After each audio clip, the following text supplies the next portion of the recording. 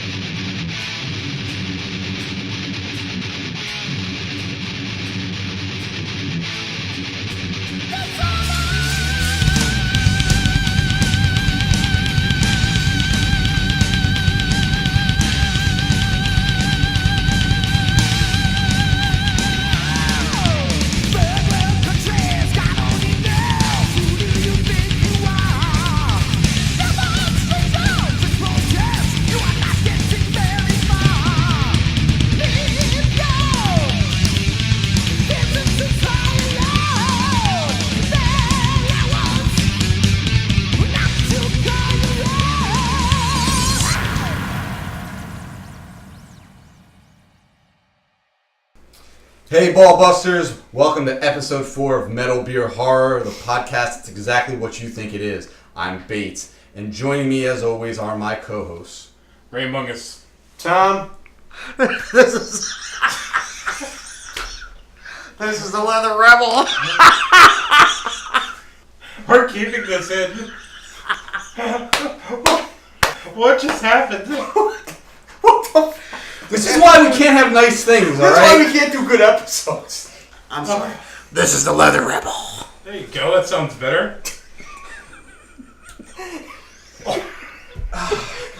fucking 30 seconds into the episode and you motherfuckers already got me lost. We're consummate professionals, as you can see. He killed it! The voice, that voicemail, I can't get it out of my head. I can't get it out of my head. Alright, so if you guys are interested in hearing this voicemail, You know, scrub the launch. we're going to play it right now. Dude, holy shit. What just happened a little bit ago when I was on 78 going home. It was scary as hell, but now I'm like, I should have had it on video. Because you wouldn't think it was real. Dude, I'm not even kidding as to what happened. I was driving in the middle fucking lane. Car in the right lane was obviously speeding, but he had a lot of speed. He skidded. His car went up in the air, flipped over my car. They didn't touch it. Flipped over my car, landed in the other lane on all four wheels, and he kept driving. I'm not even fucking making it up or kidding. If I had this on video, I could probably make $1 million. That's 1 in a million. I was like, holy fucking shit. I was freaking out. I'd actually pull over. Because I was like, what the fuck just happened? And then I was like, well, I gotta go. And I just drove. Now I'm on the Parkway, and I'm like, why the fuck didn't I have that on video? That would be amazing. Alright, later. Hope you enjoyed that. Yeah, so don't try to figure that one out. Just know that was 100% legit, and he really believed that happened. Yeah, that's good old Twisted Tea for you.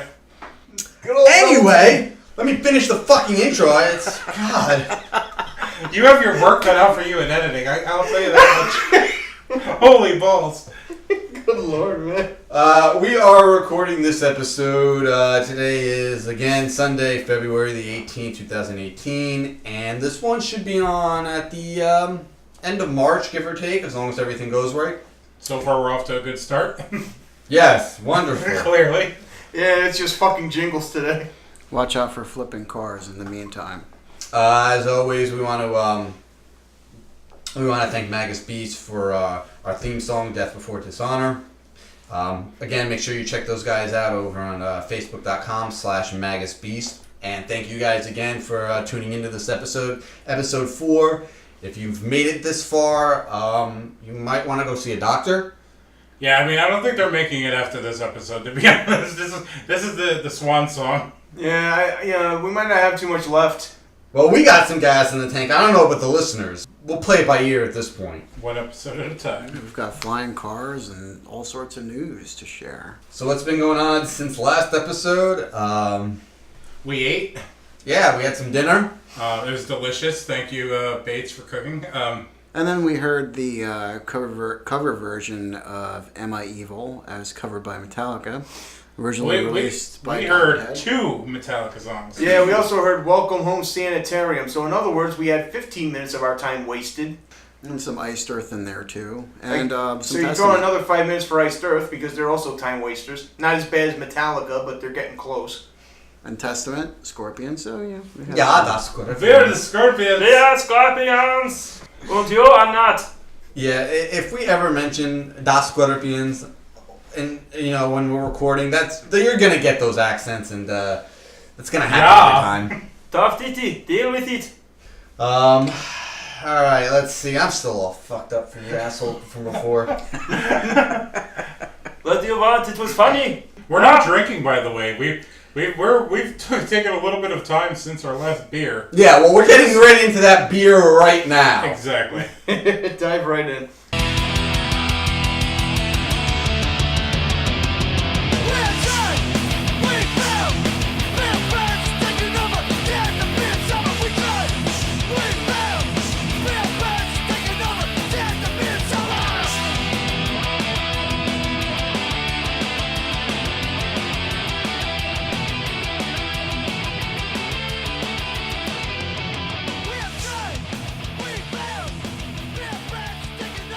And I don't know if that's a good thing. That might calm us down a little bit, because whatever you put in that food, it got us loony.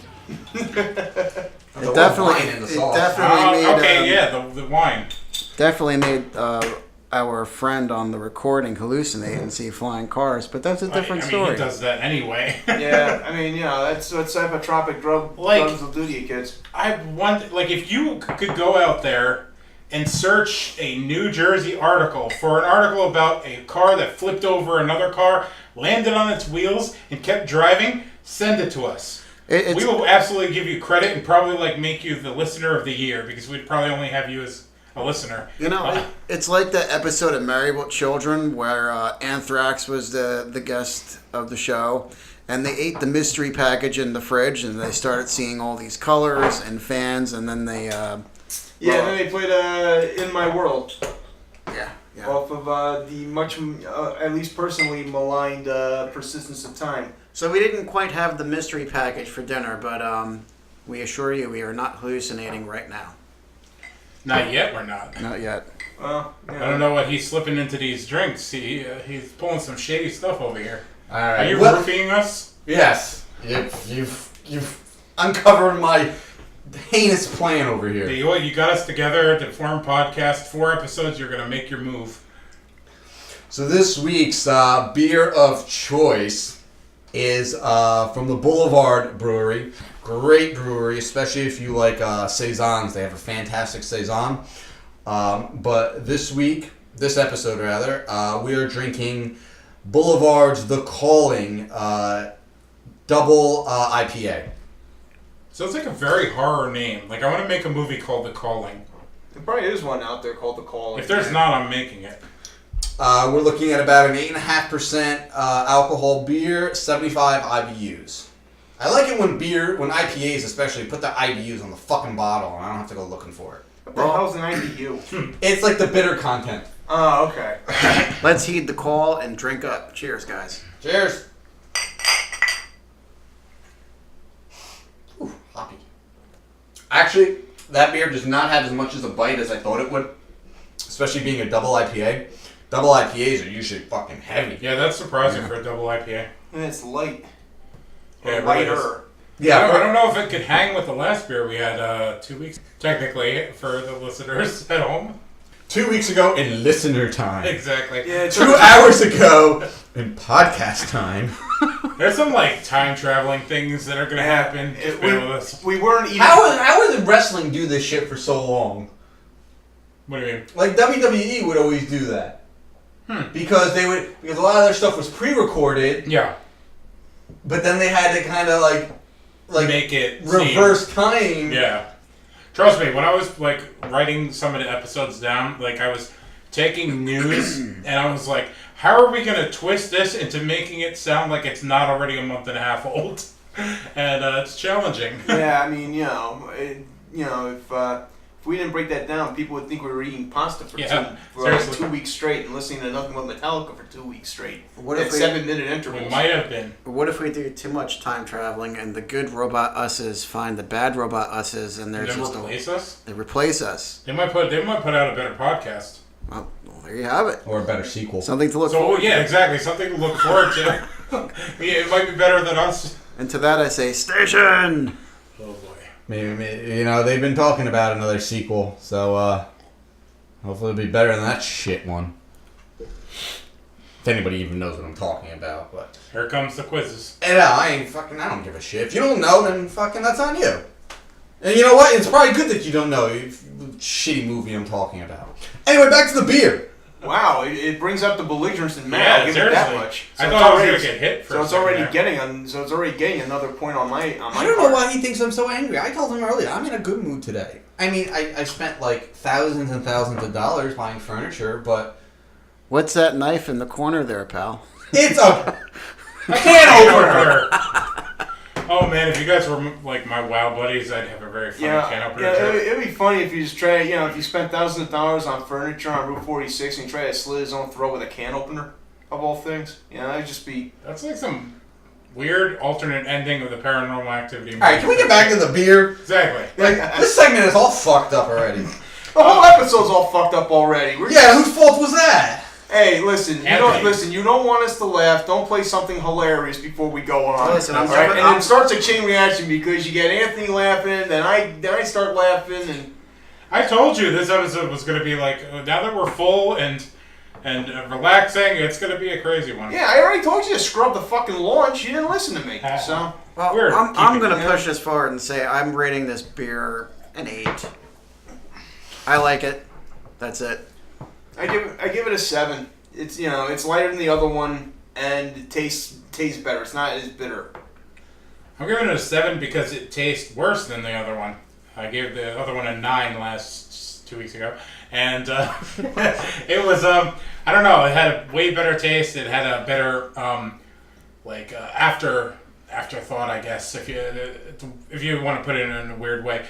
This one, it hits you and it kind of just fizzles out and goes away. It's not a bad beer, but I think the what was the other one we had called? Voodoo Pirate. The Voodoo Ranger. Voodoo Ranger Red IPA. I think that had a better, more crisp taste to it. Voodoo Pirate. Voodoo Pirate. It was pirate. Close enough. Like that's why it was just pirate. It was pirate or ranger. I was thinking either baseball or this D&D. motherfucker gets all the pirate themed beers. All right. That is true. So no, Voodoo Ranger or Voodoo Lady. If anyone likes the Ween song. Anyone even know who Ween is? I know who they Lil are. Wayne? Yes. Huh? Lil Wayne? Ween. Ween? Lil Ween? Who's in Halloween? Although they would be funny miniaturized. I'll say that much. You're talking about Twisted Tea? I don't know. I liked Ween. I mean, growing up, I used to always see their videos on episodes of Beavis and Butthead. Yeah, I saw that video. Yeah, I saw that one too. I mean, I didn't get into it, but I thought that I didn't hate it. You know what it was? Because back when Beavis and Butthead was on, I was also a big fan of Green Jelly.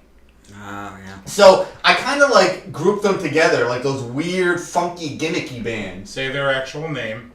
Green Jello? Yes. Fuck Jello for making him change it. Yeah, exactly. Yeah.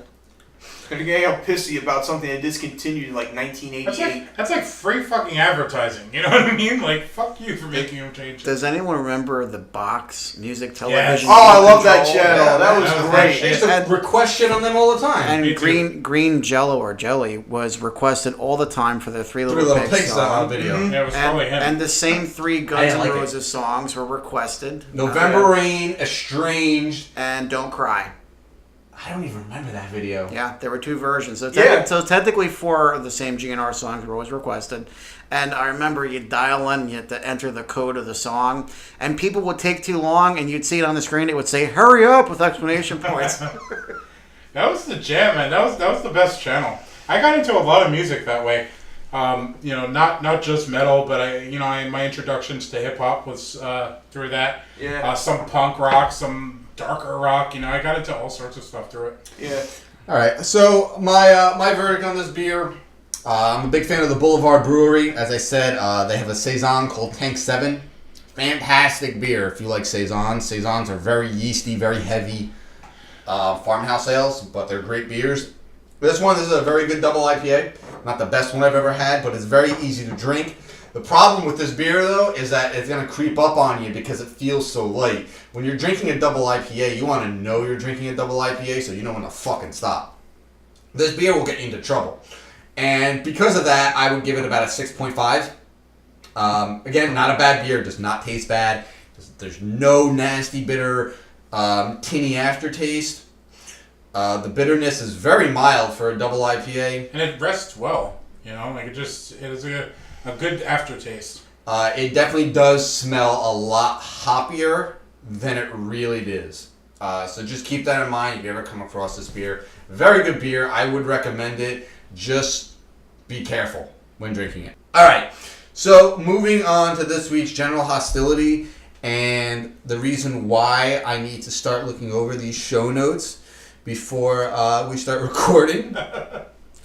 Because apparently this episode's general hostility somehow is the Olympics.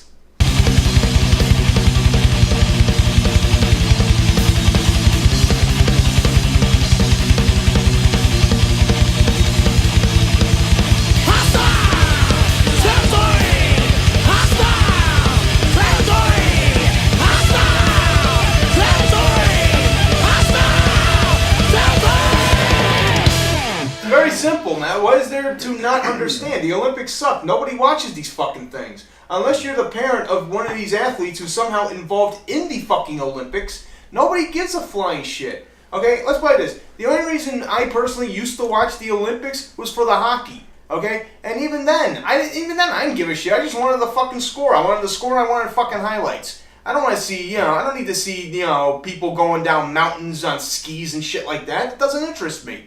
Alright? Even, like I said, even when they did have the NHL players in the fucking Olympics, I just want to see the fucking highlights. I don't give a shit about, the guy doing 7,000 spins and faking out the goalie to the left side so that way he could stick it in the empty net. I don't fucking care. I don't care about these fucking kids. I don't care about these fucking athletes.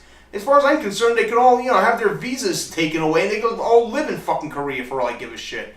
Alright? I really hate this. And the worst fact is, they have to have a fucking Summer Olympics and a Winter Olympics? Do we really need two of the same fucking redundant goddamn things? No, we don't.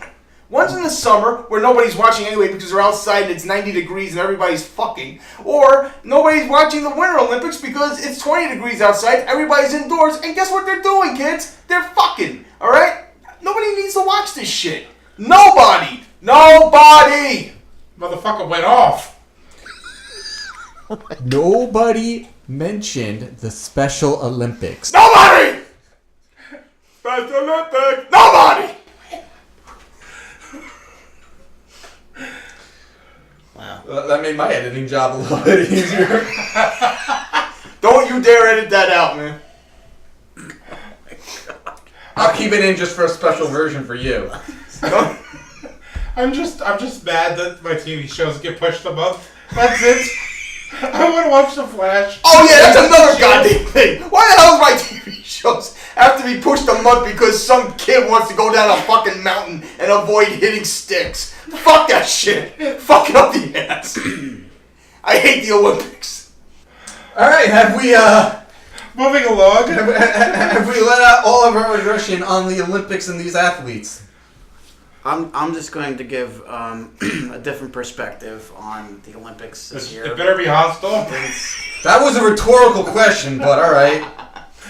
I just wanted to say that because they're in South Korea, one of the U.S. reporters from today, Savannah Guthrie, was able to tour the DMZ, which sits between North and South Korea, and More history lessons. Not many reporters are ever allowed to go there.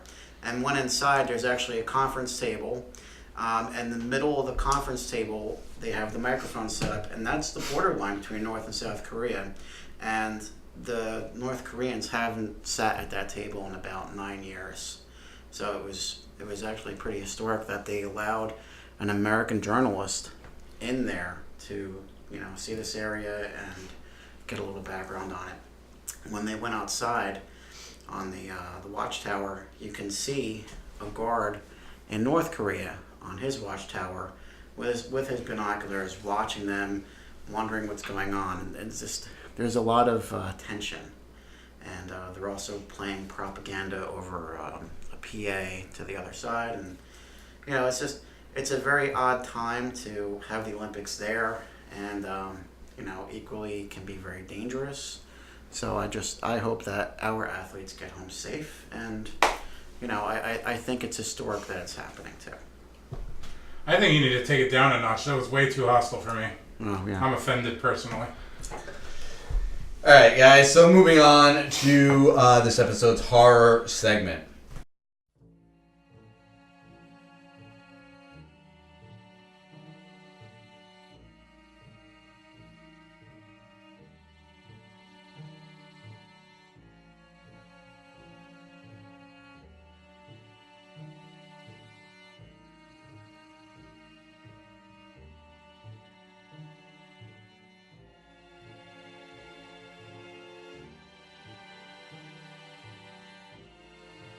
And today's topic is going to be childhood classics and guilty pleasures.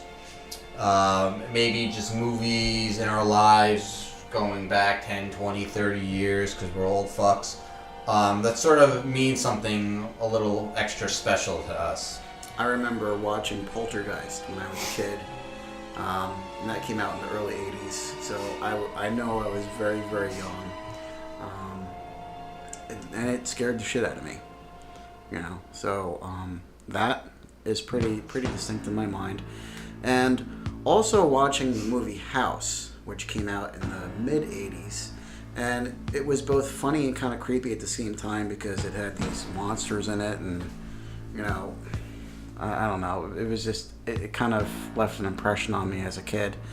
And mind you, I'm surrounded by your Freddy Kruegers and your Jason Voorheeses and everything else, but House just kind of messed up my head with all the weird looking creepy monsters, and Poltergeist just started that for me, and those are my guilty pleasures. Well, I wouldn't really call that a guilty pleasure. I mean, Poltergeist was a great movie. At least the first one was. Well, more House, because it is a horror comedy and not a very good one. The first House movie is alright. I think it's when I think they're up to like House 5. Yeah, it got a little ridiculous. Yeah, it did get to that point. Are they still doing the House movies or anything like that? No, there was another horror movie called House. They made wasn't it the Japanese? Or? No. It was like they made it like 10 years ago. I think Bill Moseley was in it. Oh, no, I'm thinking of I forget what it is. It's like Houseu or something like that. Now it's got like this big orange owl-looking thing on the cover. It's real like surrealistic. That I don't know. I guess for me, one of like my most fond, I don't know if it'd be fond, just awkward, I guess, childhood memories of horror movies is I remember going to video stores and always looking at VHS covers for the horror movies. I'd always go to the horror movie section. They always had the best covers. And I remember renting Friday the 13th Part 4 because I absolutely loved the simplicity of the cover of that movie. And it actually might have been the first Friday the 13th movie I saw. And this is back when I was probably like 10 or 11 years old. And I remember going downstairs in my basement and popping that into my VCR. And I ended up getting to a point in the movie where there was nudity. And I got real nervous. I remember it was during the summertime too. And I remember pausing it and then turning off my TV and then running upstairs to see where my parents were because I didn't want them to walk down the stairs and see me watching this. So I remember running upstairs and seeing that my entire family was outside by our pool And I ran back downstairs and finished watching the movie, and I was always nervous because I always thought I was hearing somebody opening the door or getting ready to come downstairs. So I could never fully enjoy the movie because I was always so nervous that somebody was going to come downstairs and see me watching it. Watching it with air quotes. Watching it, Watching right? it. Wasn't that always so uncomfortable? My father was big into horror, so we would rent the movies, like VHSs from the horror section, constantly. It was like the first thing we hit. And it was always so uncomfortable when the inevitable nude scene came up, and you're sitting there on the couch eating popcorn or whatever, and it just you know it's happening, it's about to happen, and then it happens. And of course, my father was the type that knew it embarrassed me, so he would immediately like call attention to it and like ooh and things like that just to fuck with me. And I'm like tortured because of this.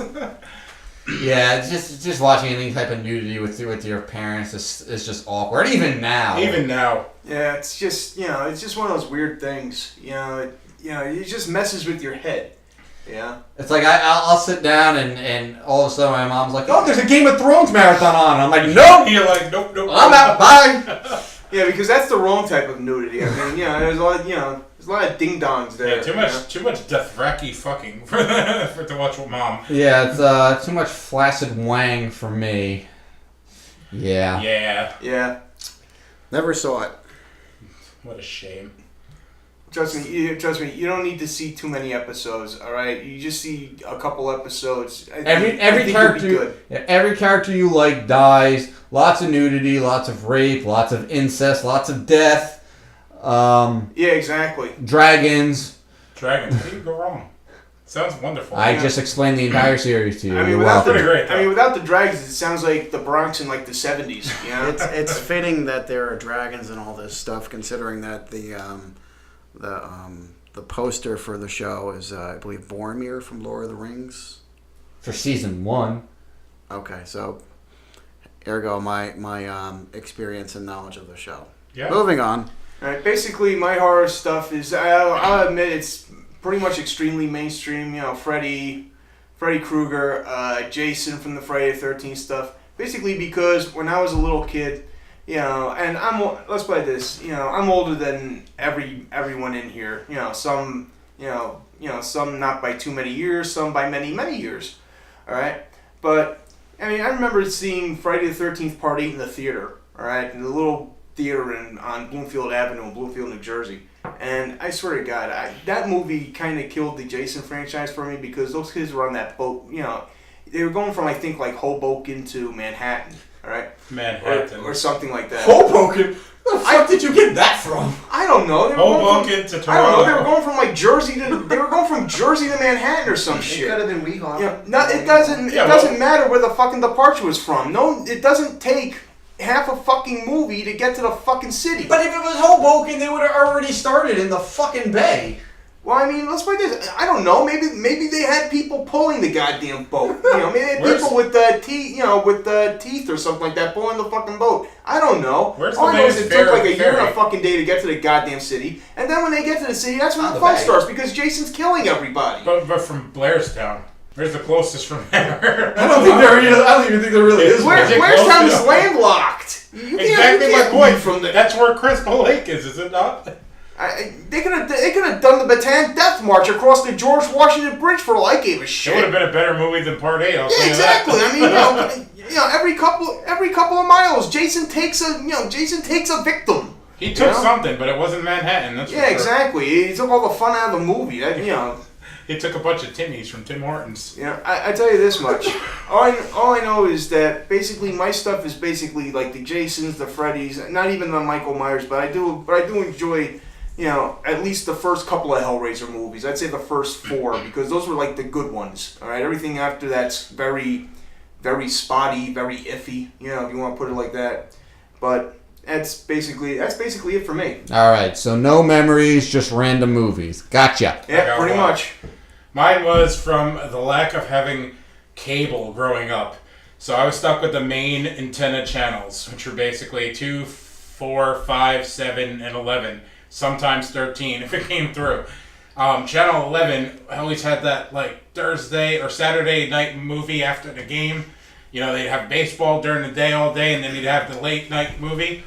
And I want to say like 6 times out of 10, it was The Lost Boys.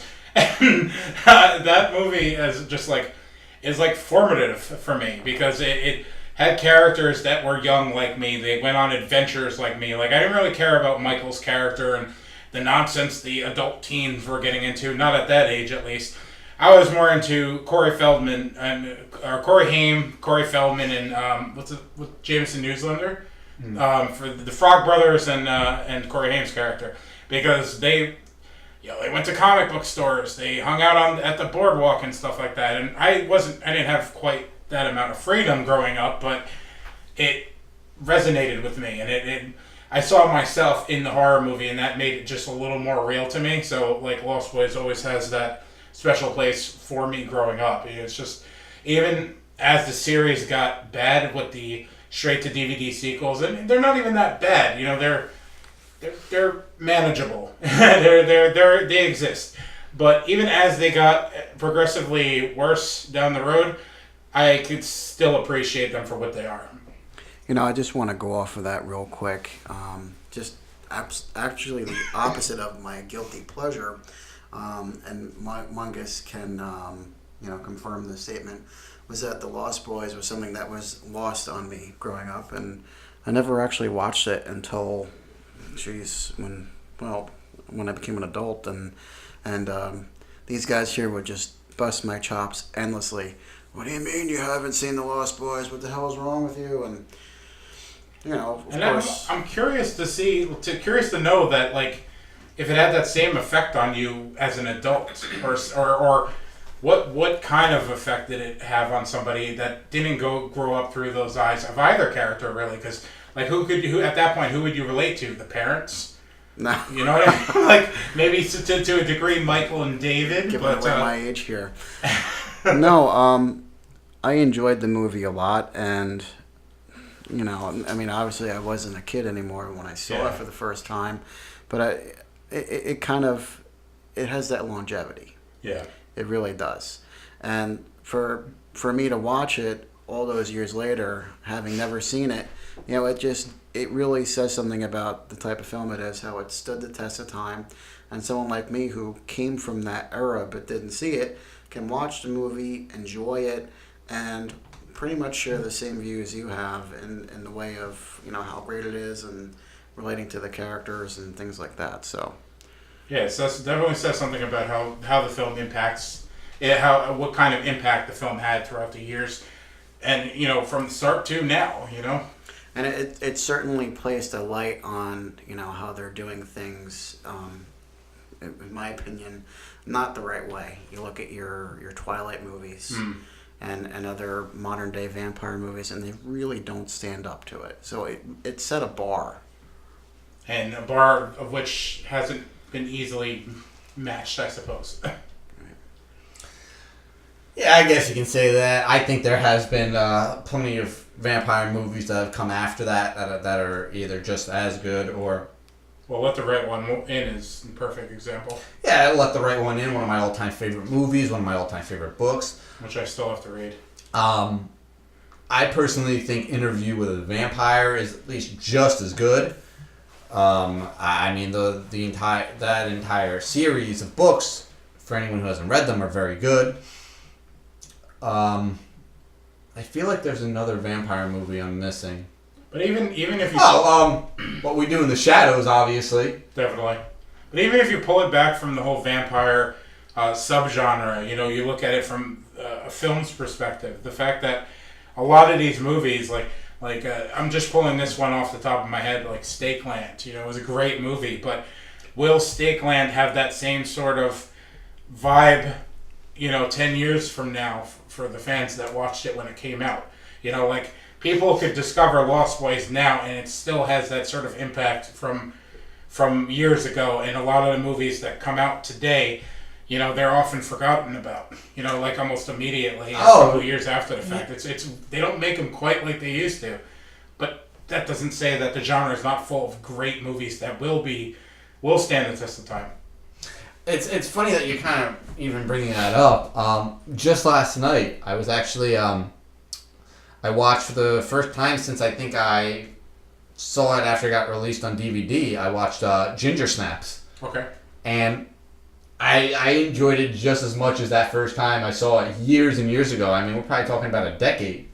Hey, I would even say that, what was that, like early 2000s? I think so, yeah. You know, I would even say that the quality kind of ended shortly after, like, Devil's Rejects type of thing. That's where things kind of started to go downhill. You had your ghost movies that really hit hard, but dare I even want to say, like, those Insidious movies and things like that, are they gonna continue on the way the other ones are? You know, maybe so, because they keep shoving sequels down our throat repeatedly. Maybe not. I mean, time will tell in the long run, but it's just interesting to see that, interesting to hear that The Lost Boys like really hit home for an adult that doesn't quite fit in with many of the characters in the same way that I looked at those characters in my youth. So I'm curious to see what other movies of today do. And what would some of those movies be, as far as any newer movies coming out today that spark your interest or excitement? In what sense? The ones that I'm excited for the future, or yeah, in the horror genre, things that are put me on the spot here. Damn, I have no idea. How about you, Bates? Like movies that haven't come out yet, or movies that have come out? I mean, it's your next segment, so it's got your name on it. You have to do a little editing. Stop doing segues. Yeah, you suck at them. Yeah, I'm lost. Okay, all right, no problem. Where is this even segueing? Oh, by the I don't know. Oh, by the way, just a man, note we have to speaking of edit which- here. Yeah. He's segueing into something that doesn't exist. The next segment is the convention stuff. You segued into fucking oblivion, dude. Did I? I mean, I appreciate it. And you have the notes in front of you.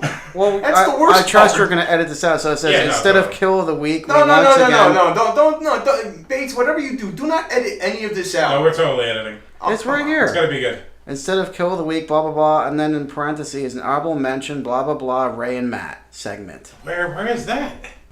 Alright, so moving on. There we go. This episode, again, we're going to be diving into the convention crypt. And today we're going to be discussing one of our fondest room memories that has to do with our very own LR. Maybe not so much fun for him, but definitely fun for the two of us. Well, No, not fun. I'm not sure how much he remembers. I mean, I'm sure he was at least somewhat drunk. I know we were. Well, no offense, but for trying to lead into segues, you kind of have to take this one. So are pretty belligerent. So This is judgy prick.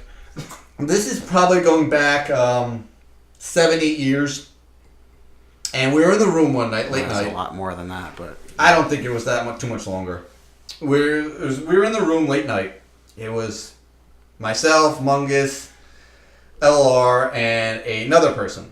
LR was getting very, very cranky because it was way past his bedtime. Mm-hmm. So he was mad at us because I believe we were watching all the Feast movies. I could be wrong, but I'm pretty sure that's what we were watching. And they were too loud for him, but we didn't want to turn them down. Yeah, it's all like monster movie screeching and all that gory and delicious stuff. You know, Clue Gulager yelling around, you know, good stuff. Henry Rollins screaming. And so we ended up banishing him to the closet in the hotel room. Did we banish him, or did he just protest leave and try to sleep in there? I think there's a mixture of both. Yeah. I think he was mad and he was like he kind of made a scene like, I'm just gonna go fucking sleep in the closet, and like, you know what? Fine, fuck you. You get in that closet. I think it was just kind of a given, you know, a push and pull sort of situation. There was no scene of me going in the closet. That was my resort in trying to shield myself from the loud noise that I was bitching about. So him being a pussy. Translation. In getting into this closet, it's you know, it's a hotel room closet with a sliding door.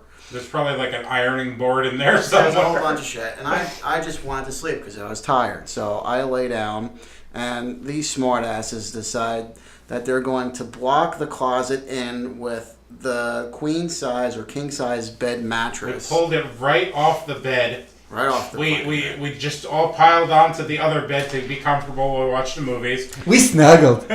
We got nice and comfy and made sure that this bastard couldn't get out of the closet. And then proceeded to take their trash. Well, we finished eating first, and then we took the trash, and like we didn't want it to be a mess out in the room.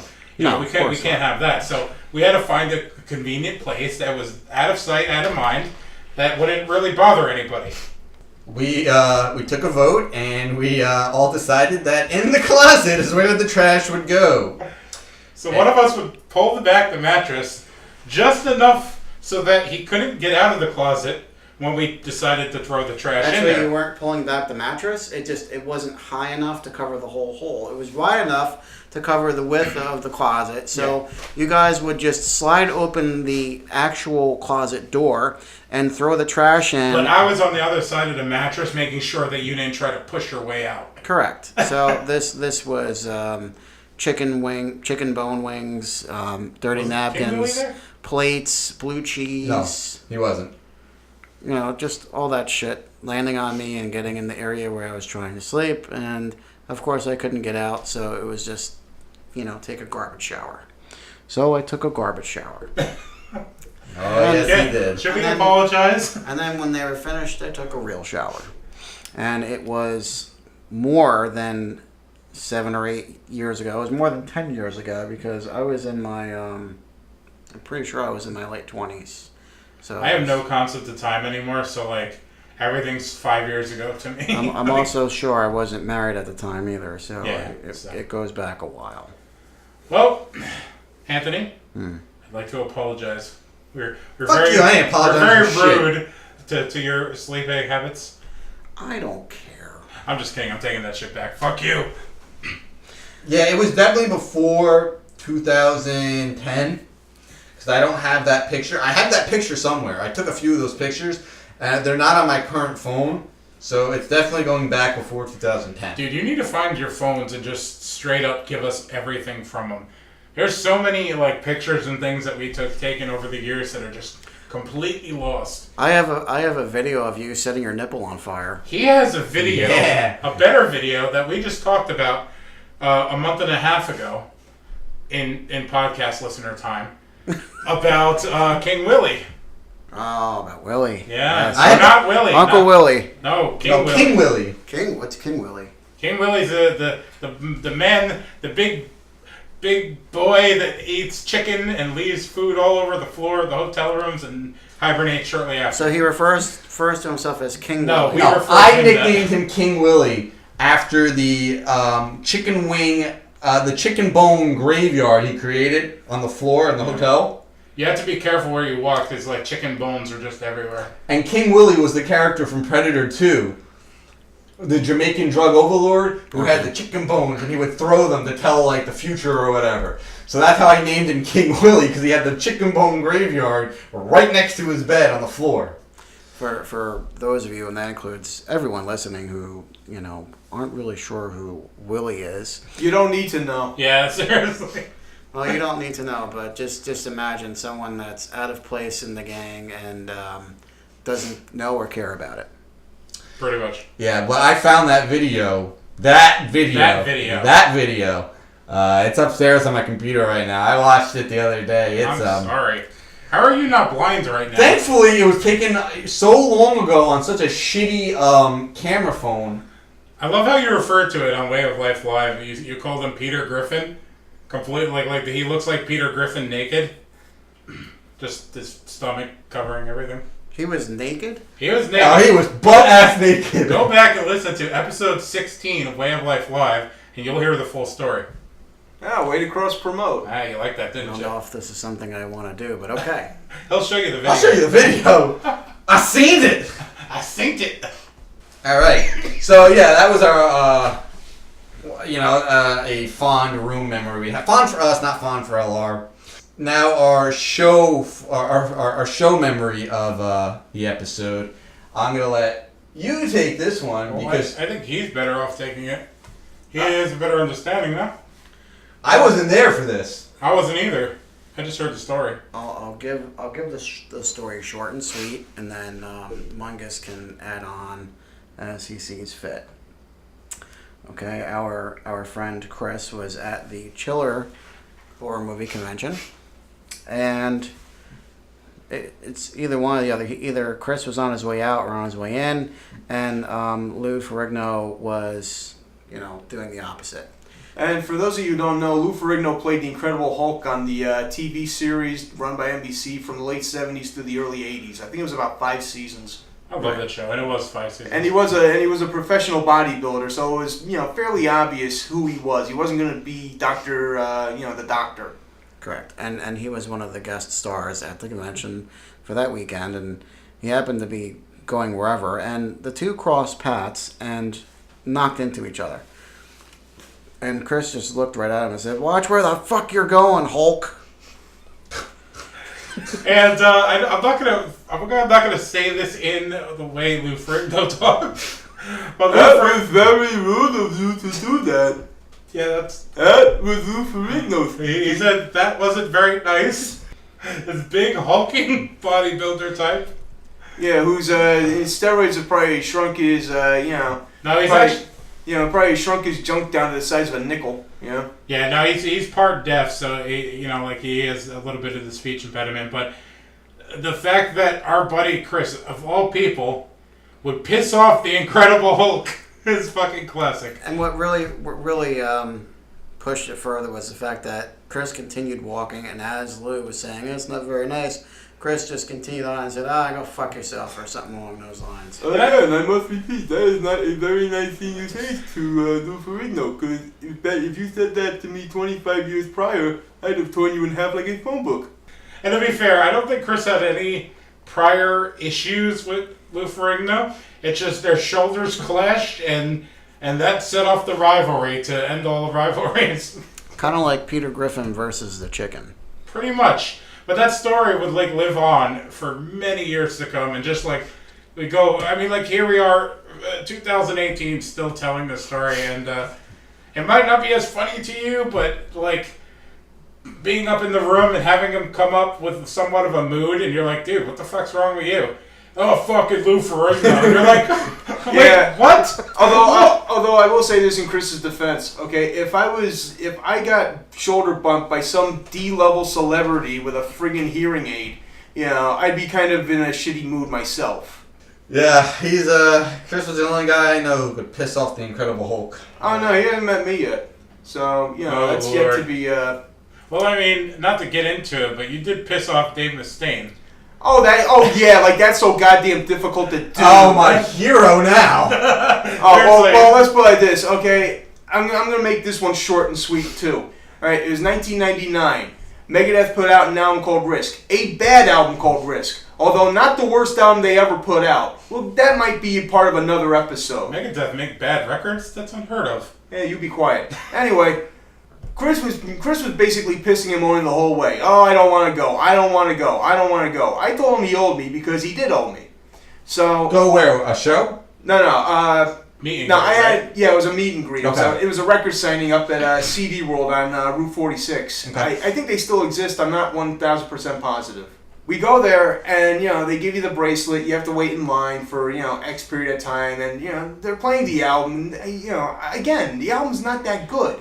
But then again, at the same time, when am I ever going to get an album, a cassette signed by Dave Mustaine of Megadeth and everyone else in the band? Dave Ellefson, Jimmy DeGrazzo at the time, and I can't even remember the other goddamn guitarist in that piece of garbage. Anyways, we get to the line, and everybody's signed the album. The drummer, the other guitarist whose name's drawing a blank right now, because he must not have been that important a member of Megadeth.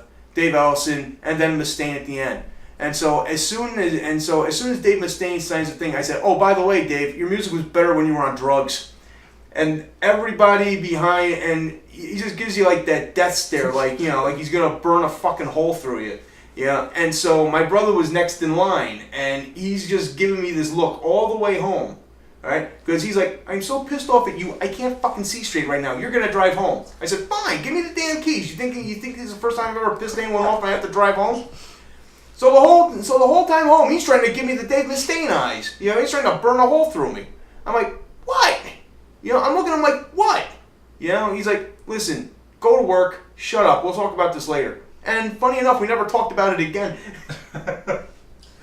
What else is there to talk about? You pissed off the dude, you went home. Exactly. Like I said, it's like, you pissed off someone you're never going to see again. Yeah, exactly. Ironically enough, I do follow Dave Mustaine on Twitter. I know you do. That's how I know they're coming out. That's how I know they're supposedly coming out with a new album later on in the year. I'm just saying, I would watch out if he follows you on Twitter. Then he's gonna remember you. Listen, if someone's dumb enough to follow me on Twitter, they deserve the shit they get. Unfollowing now. All right.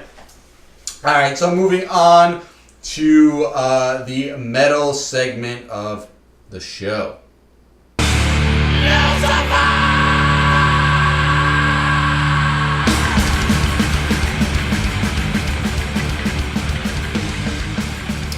We're going to start off with this episode's heavy metal showcase. If you listen to the first 3 episodes, you know what this is. So I'm not fucking explaining it anymore. I like it. This episode, we're going to be looking at a song called My World by DTA. So DTA is a band from New Jersey, based out of Union. And DTA stands for Don't Trust Anyone, although you can come up with different variations. Death to All, Don't Touch Anything, but they're a thrash metal band with some death metal elements, and they no longer exist. They did disband after their final show at the Starland Ballroom when they opened for Testament. And this was That's a hell of a final show. It was. That's it was. crazy. It was probably the year 2000. It was October of 2010, to be precise. All right, so that was probably during the Formation of Damnation tour. Yes, that is correct. So, good album. So, they toured all over the New Jersey scene and eventually started doing New York City and eventually, started doing things with Magus Beast and Combat and kind of joined in that, that camaraderie that the New York scene had. They had come a long way. They put out some demos. They went through 2 different vocalists, and their current their drummer Joe, who is a good friend of mine, they'd have a brief stint with the New Jersey thrash metal band Blood Feast, and they resurrected, played some shows in Europe, and now Joe is doing a side project. I don't remember what it's called. But you'll hear more. You will hear more about it here.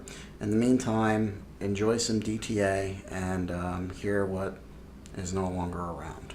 Before I bring in the song, definitely got to do Blood Feast one episode. Love Blood Feast. They are a local band, and Chris actually got me into them. So we definitely got to spotlight them, and they're still together. They're still doing shows. Their current guitarist CJ is the former guitarist of disbanded New Jersey band Skullshifter, who is featured here on our podcast. So I will reach out to CJ and see if we can arrange something.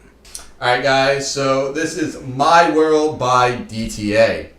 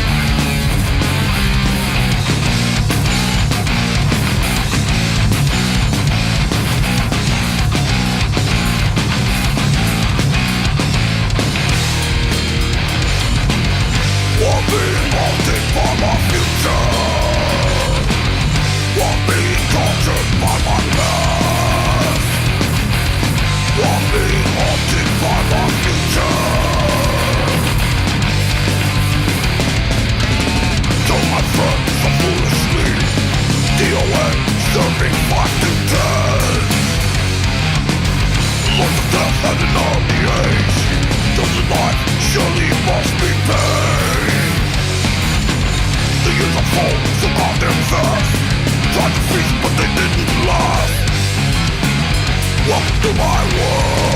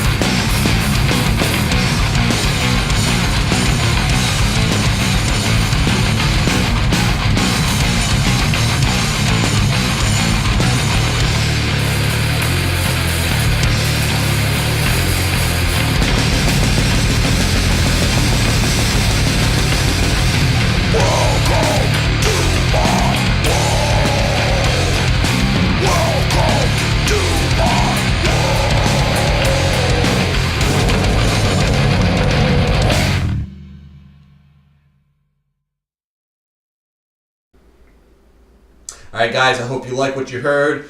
That was My World by DTA. If you did like it, well, you're kind of fucked. They're not together anymore, sadly. But I'm sure if you looked hard enough, you could find some of their stuff online that you could possibly purchase. The album is called Invidious, I believe. There you go. You got some homework to do. Go find the album.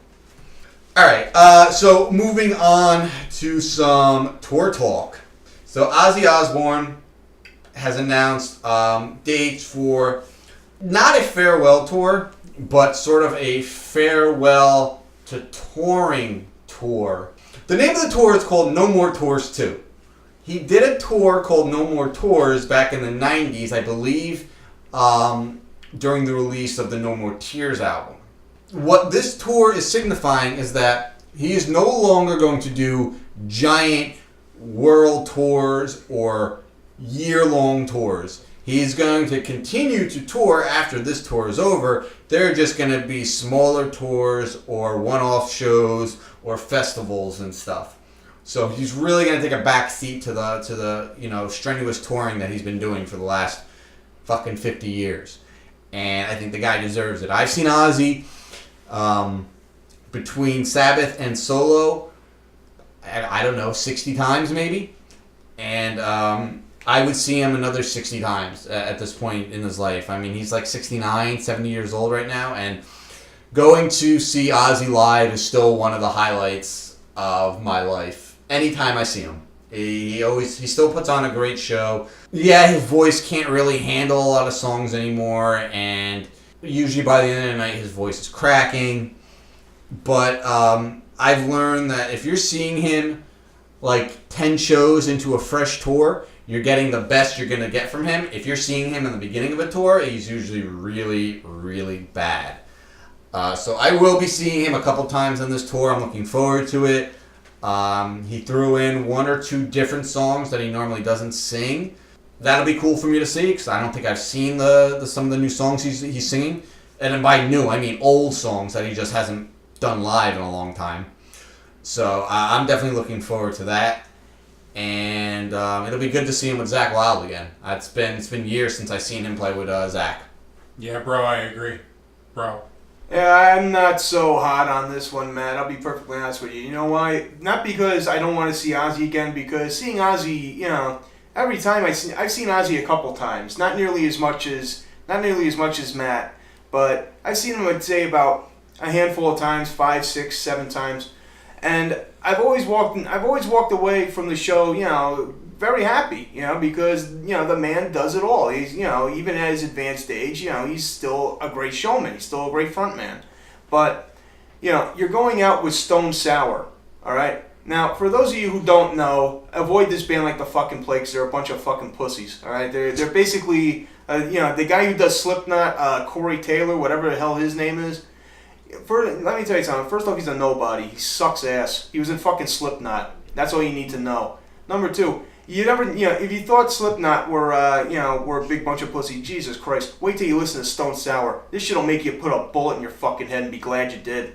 I wouldn't, if it weren't for that, I would probably go see Ozzy on this No More Tours 2 thing, which I honestly think is an incredibly stupid fucking name for it. It's a confusing name. That's what I mean. It's stupid. It's a confusing guy. You can't understand a fucking word he says. That's not true, young Matthew. If you listen close enough, you can understand. Anyway, I can't, I don't want to see this fucking garbage before me. I want to see Ozzy, fine, but I'm not going to stick around for fucking Stone Sour before. You get to the show late.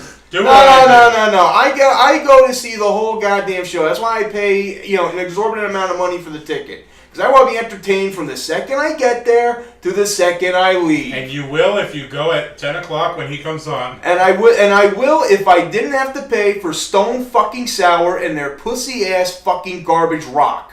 Okay? This is a band, much like the Olympics, that should be viewed by nobody. And I'm not gonna go screaming nobody at this point because I don't have to.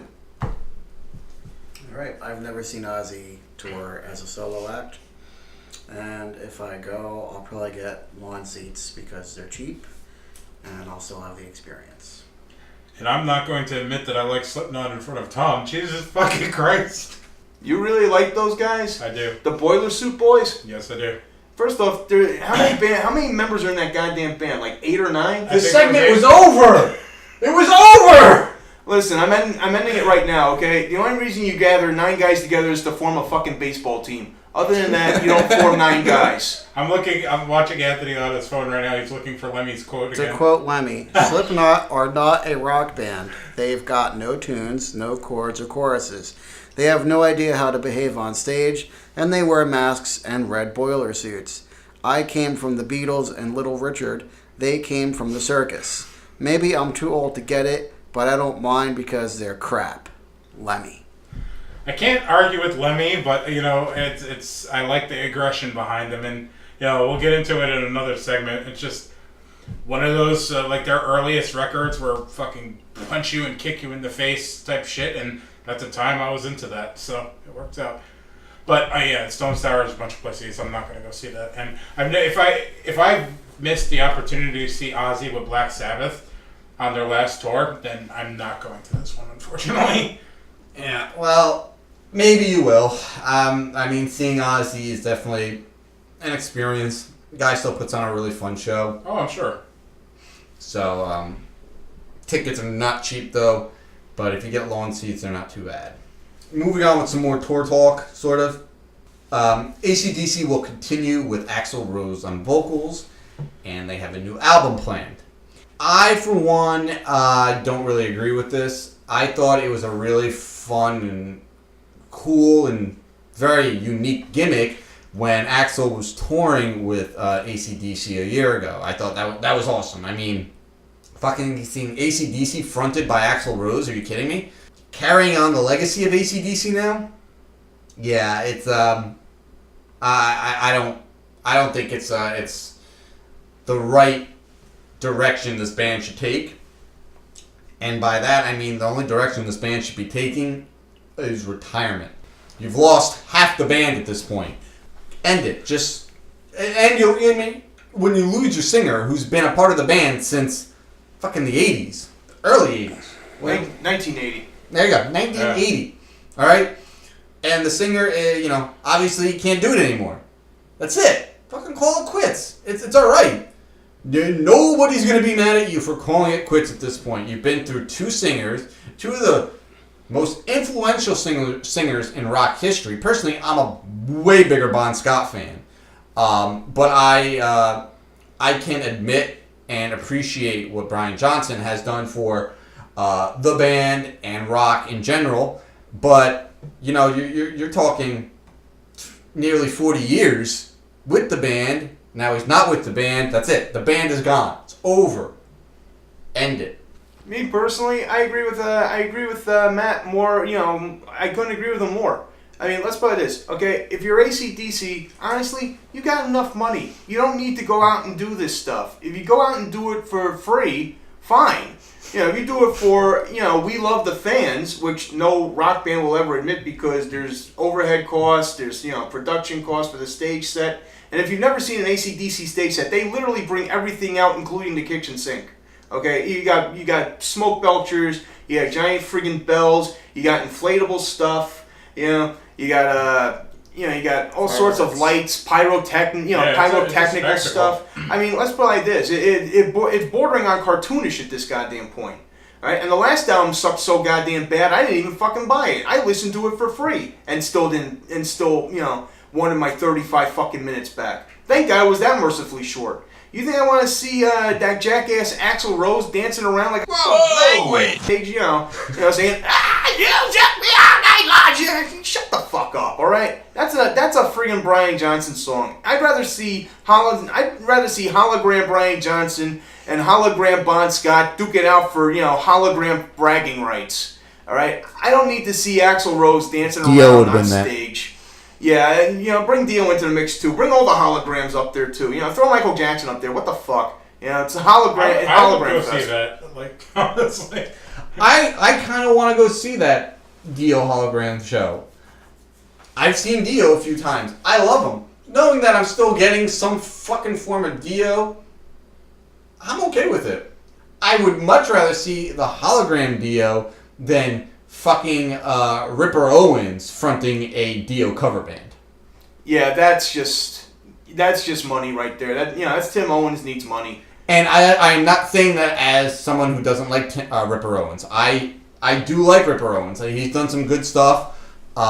Charred Walls of the Damned. He did a couple really good albums with them. Who did he sang for? Winter's Bane. Winter's Bane was his first band. Okay, yeah. Nobody listens to that. It's his best album that he's ever put out. Didn't he sing with Iced Earth too? He sang on Iced Earth, yes, he did. But his best material was Winter's Bane, Heart of a Killer. It's a concept album, and he was in his vocal prime. They're signed to Massacre Records. It came out in the early 90s, and it is a fantastic piece of heavy metal music. Listen to that album. All right, I'll take your word for it. I'll give it a shot. Just avoid Demolition by Judas Priest. Okay, that's just irredeemable. That's just horrible. You know, not even Jesus could have helped that fucking album out. You know, and it's not for effort. It's just a bad album for whatever, you know, because the material line stinks. You know, I mean, you know, Tim Owens is a good singer, but I want to see him singing his own stuff. I don't want to see him, you know, in cover bands anymore. Okay, we got the idea. You're a cover band guy. Good for you. Go write something. You know, write something new and put it out. It's not that fucking difficult. All right, so moving on. I'm going to stop you.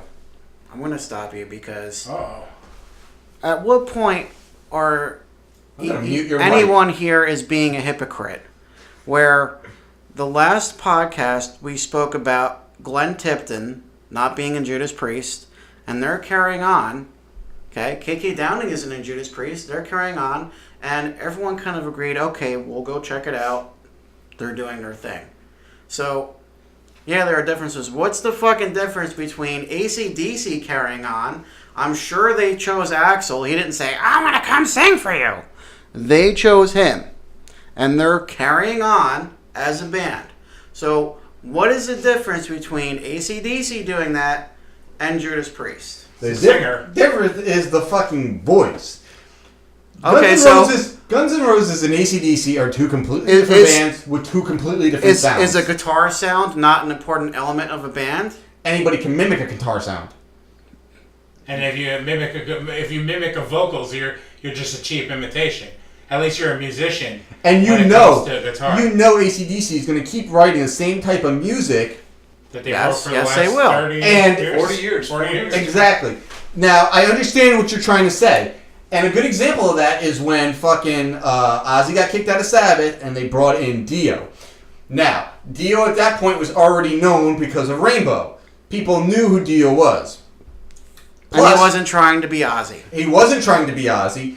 And the band changed their style. They still played doom metal, but they played a completely different side of doom metal that Ozzy would never have sung on. So how do you know that AC/DC won't do something along those lines to tweak their sound to accompany Axl Rose's style? You don't know until it comes out. AC/DC has put out the same fucking album since 1977. Okay, it's blues based hard rock. It's not heavy metal. Let's get that straight. I'm not saying it's heavy metal. What I'm saying is they can still maintain that sound and the roots where they came from, but tweak something to make it jive with Axl Rose's style. The same way Black Sabbath did.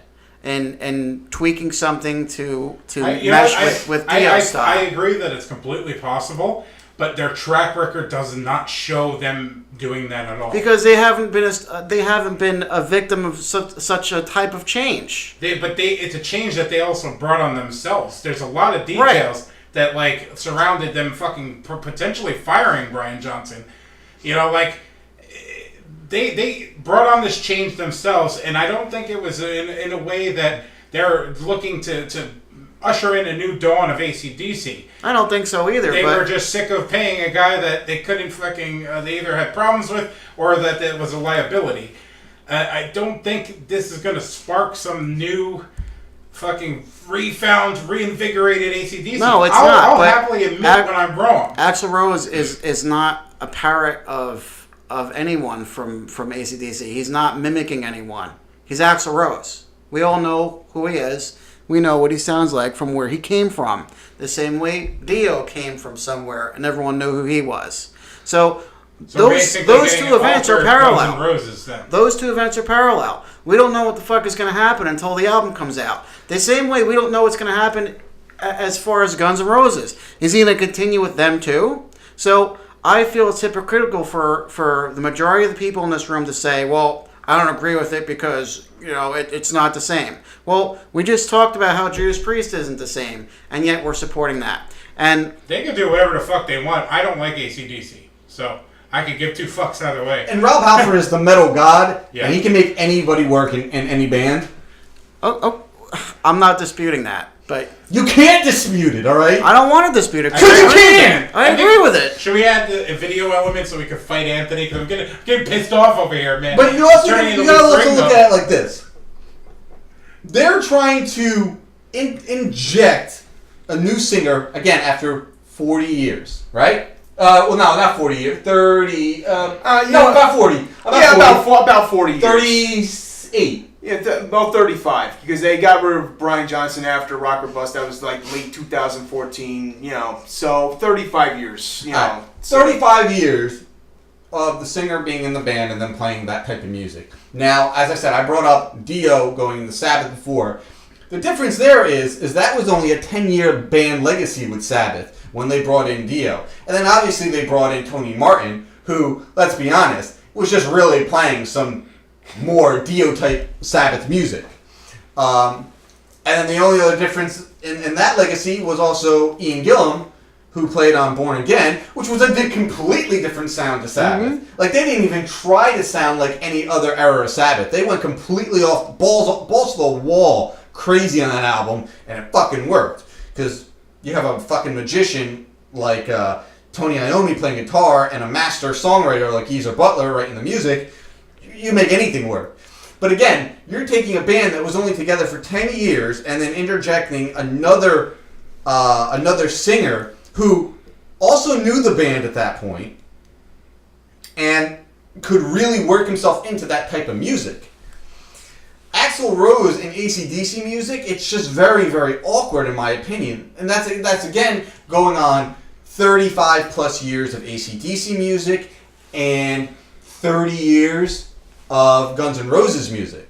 So we have a lot of catalogs to look at, a lot of music to listen to try to see how are these two going to work together.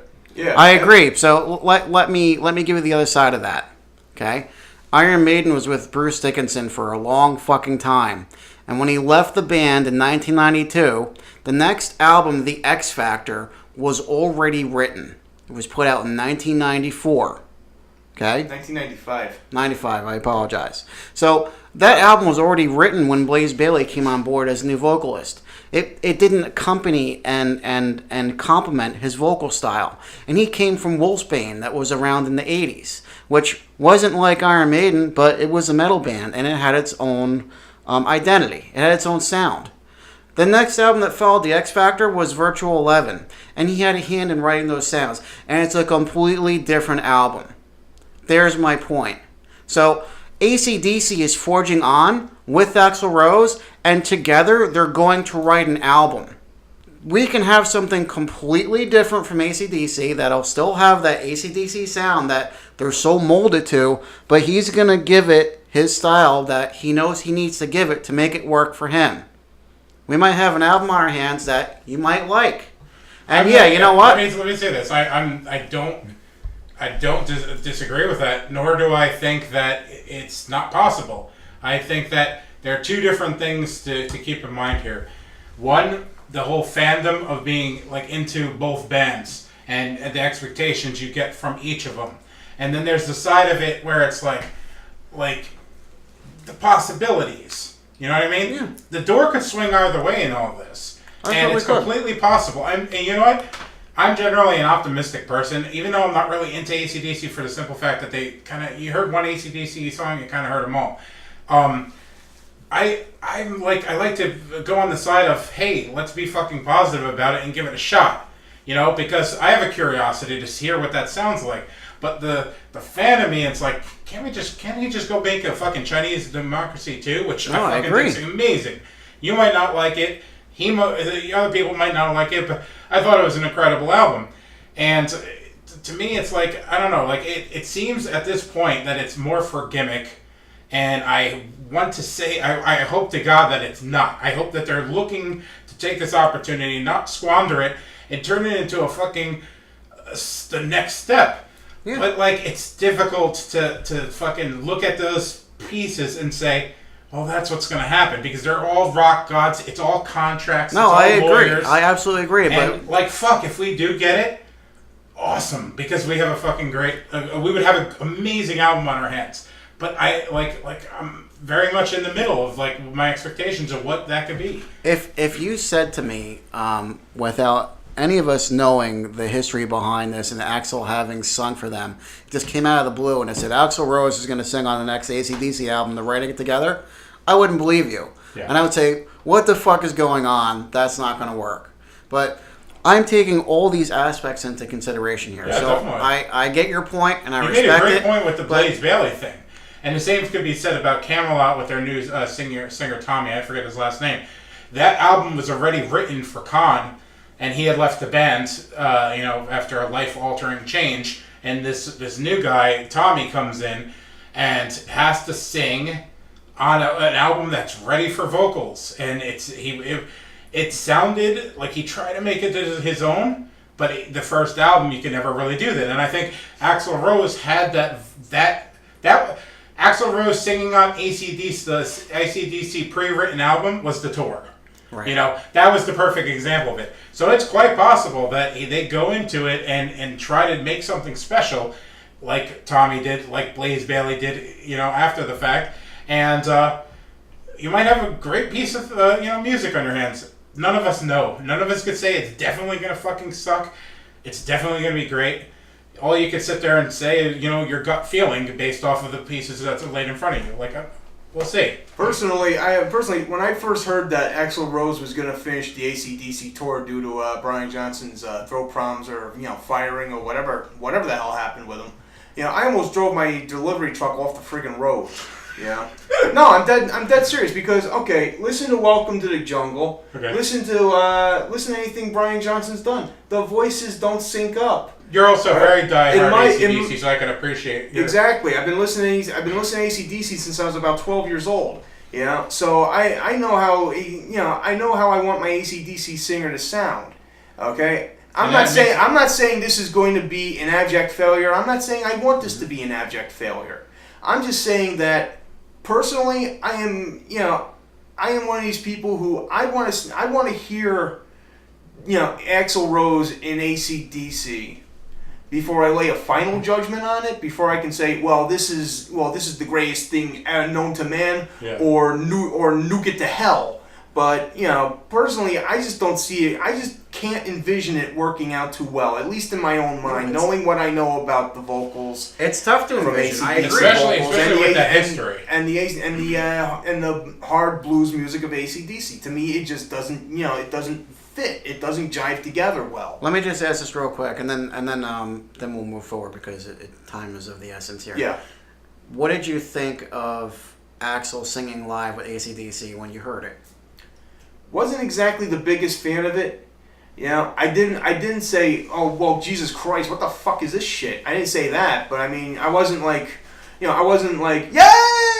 got Axl Rose, yay! I wasn't jumping for joy either. I mean, it was different. I was very I'm still very on the fence with this. I think if it was a different singer than Axl Rose, it'd be a little bit easier to digest, because like Axl Rose he's a fucking entity in his own right, just in the same way AC/DC is. And when you see the two start to clash together, like, I'm not even that huge of a fan of either, and I feel weird about it. It just feels like you be your rock god over there, you be your rock god over there. You can't combine that. Yeah, that doesn't work, man. That's dividing by zero. Plus, let's not forget that Malcolm Young is dead too. So who are you going to get to replace him? I mean, in 1988, when he was going through... when he was going to AA for, to get himself, cleaned up, to get himself sober again, his nephew Stevie Young was in the band, doing the tour, at least. I mean, what did they do? Did they bring Stevie back? I mean, is there another, let's play this. That's another question that's, looming large on the horizon with this, at least to me. Well, everything just remains to be seen. We'll leave it at that. Exactly. We're still a long way away before we get there. And let's remain somewhat optimistic. Let's remain curious, because we're not going to know for sure until we hear our first song. So All we can do is keep an open mind. Exactly. That's basically it. Personally, Jim Brewer would do it.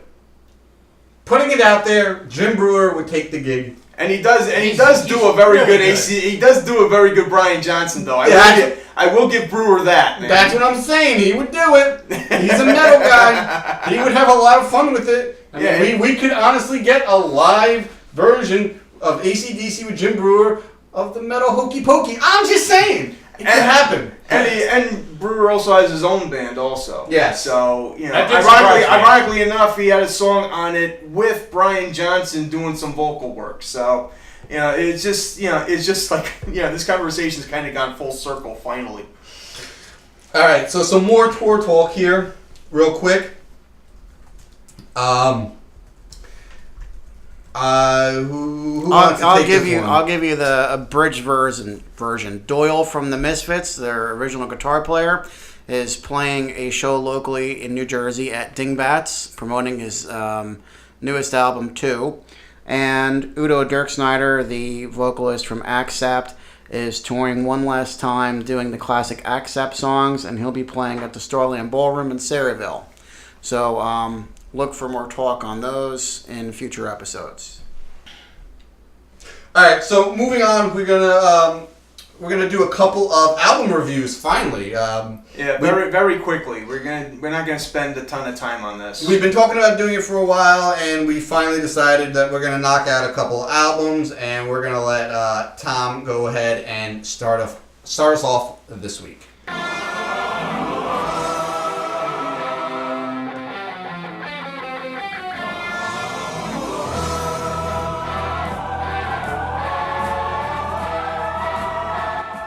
Alright, the first album that I'm going to be reviewing this week is a new one by Saxon called Thunderbolt.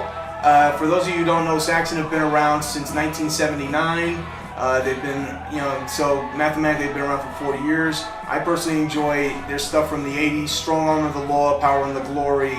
You know, again, this is a band, there's another one of these new wave of British heavy metal bands with an extremely long history and an extremely long discography. This fits pretty much right in with most of what the Saxon stuff is. I would give it, I would recommend it very, very much. Although there is a bit of filler material on it in my eyes, in the song Speed Merchant, Sniper's a bit cliche, and Predator, even with Johan Hegg of Amon Amarth doing guest vocals on the entire song, I still find it kind of run of the mill. So I would recommend it, but know that there's also a bit of filler material in there. how does it compare to some of their other albums? Like I said, it fits in pretty much right in the middle. It's not doing too much. It's not slacking behind. It's not getting itself ahead. Right on. All right.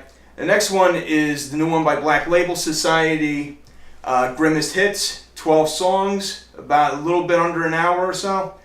Personally, Zach doesn't have the fire anymore that he used to have. I mean, what happened to 1919 Eternal and the stuff prior to that? Sonic Brew. Hell, Stronger Than Death. Hell, even Mafia in my eyes, which some people absolutely hate. It's not that it's not That's a great album. It's not the greatest album, but there's a good raft of stuff on that album, that being Mafia. This one, again, it kind of falls into the meaty part of the curve for me. All right, there's a lot of good stuff on this. Just not heavy enough. Exactly. That's my major. There's no balls. That's my major gripe on it. I mean, as much as I like hearing Zach do the drippy balladeer kind of 70s stuff, I don't think we needed the day heaven went to the day heaven's gone away. That particular song is the one that just completely throws me off the rails as far as that album goes. All right. I mean, don't get me wrong. I recommend it, but I would recommend getting earlier Black Label Society stuff before I go out and buy this album. If for no other reason than to listen to the fire that this man once had. Again, don't get me wrong, not a bad album. I'm recommending it, but it's just not, and even Bates said it himself. For some reason, it's just not as heavy as I was hoping it was going to be. All right, and the last album is the new one by Corrosion of Conformity, which I didn't even know they were still around. I'll be perfectly honest with you. When you mentioned them to me earlier, I didn't know either. I was like, wait a second, they have a new album? Yeah, and let me tell you something. This is a fairly decent album, although there's stuff on there that I'm just not really digging all that much. Again, like the other two albums, I recommend it. It slides into the middle of the pack as far as their albums go. Their best album, America's Volume Dealer from 2000. As far as I'm concerned, that is an essential album. You should go out and buy it. Go out and buy it before you buy this one. Although there is a lot of good stuff on this, including stuff like the Luddite, No Cross, No Crown, ELM. I said ELD. It's supposed to be ELM. But again, another strong. And the only reason why I forgot this band even exists is because honestly, what have they done over the last 7 years? They put out the one album in 2011 with great stuff like Stonebreaker on it, and then they lie low. They run silent, run deep, and no one's heard of them for a long time. So it's nice to see them kind of round back into form. Get back into shape. And again, I can't help but recommend this album. The good outweighs the bad. So as far as that can, just to recap, Saxon I recommend, Black Label Society I recommend, even though I wish it was heavier. I agree with Bates on that one. And New CLC, No Cross, No Crown, recommended. They all came out in 2018. Go on Amazon, pick them up on MP3, get this stuff into your system. All right. Well, thank you for those reviews, Tom. No problem. Like I said, nice and quick, baby. That's how we run. Sure. I like it. Look at that swag. The only album I can agree with, because it's the only one I listen to, is the Black Label Society album. I think it's a really good album. I think it's got a lot of great songs. There's no balls to it anymore. I think ever since Shot to Hell and Mafia, those are the last two really good albums he's put out. It's just he's really lost something, and I like a lot of his softer stuff too. Pride and Glory, Book of Souls. Well, some of Book of Souls was pretty heavy. Book of Shadows. Book of Shadows. Book of Shadows. And Hangover Music Volume 6, one of my favorite albums of his, and that's not a heavy album by any stretch of the means. But this new stuff is trying to be heavy, and it's falling flat. Good album, but he really needs to fucking, I don't know, let his balls drop again and start being heavy. The only album I'm gonna disagree with you on that on is Order of the Black, because to me that is a balls ass heavy motherfucking record. I mean, come on, listen to Black Sunday. Listen to Black Sunday. Just listen to the guitar solo at the beginning. It's a good album. I like it better than the Black Vatican, his last album. Yeah, I wasn't a fan of the Black Vatican myself. I mean, Order of the Black was alright. Yeah, and Book of Shadows 2 was kind of lacking. I never listened to it. Well, trust me, I listened to it. Trust me, I'll be honest with you. You're not really missing all that much. I'll take your word for it. All right, guys. So that is going to do it up for us on episode 4. Thank you for anybody who hung out and got through this weird fucking episode. Say the least. I have a lot of work on my hands in terms of editing because of some asshole sitting next to me, but that's okay. That's all right. Yeah. So let's do our final plugs and wrap it up. All right. For all you to keep up with announcements, future events, and all things metal, beer, horror, be sure to follow us on Twitter at WayOfLifeNet and like us on Facebook at facebook.com/WayOfLifeNet. We all have handles on Twitter. Go look for them. And we're not gonna make it because we can't make it any easier. Everything's there at Way of Life. He's not lying. That's very true. Exactly. I'm not lying. Go do some homework, you mutants.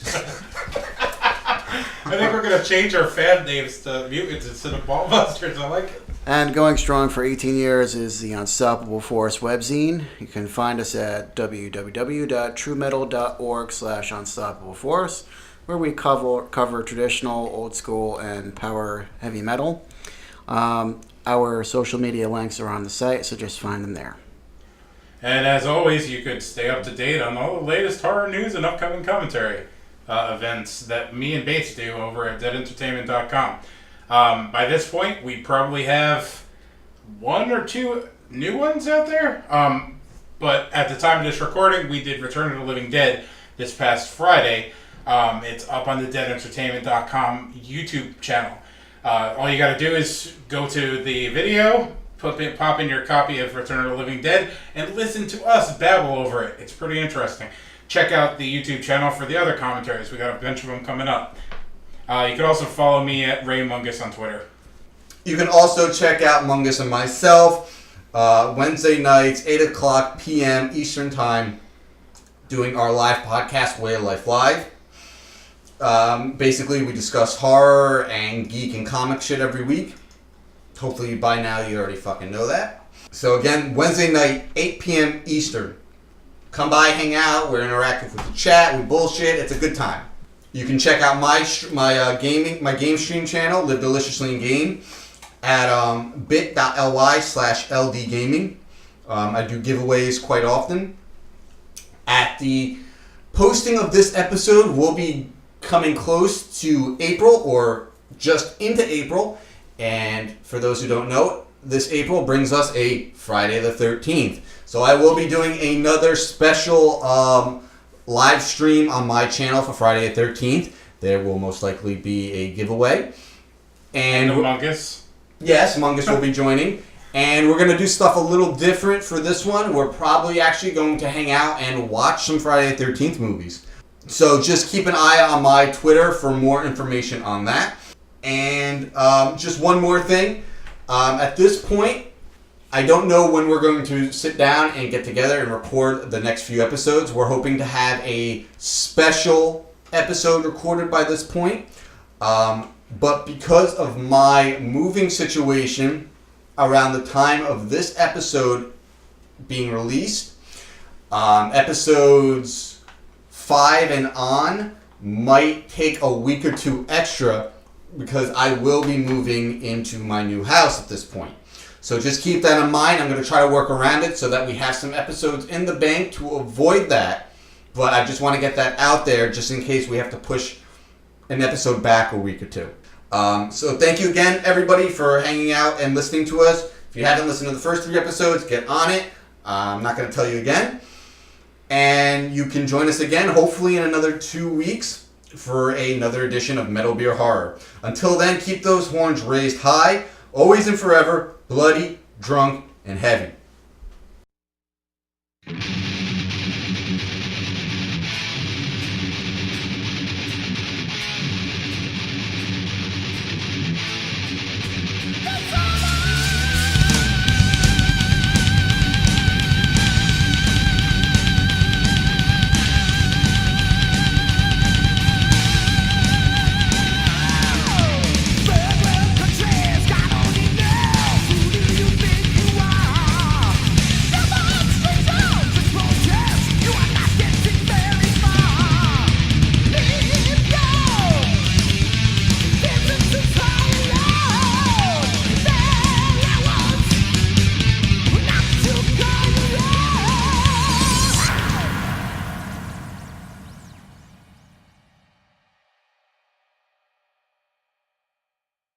What do you think this is all about? You think this is a fucking costume? This is a way of life.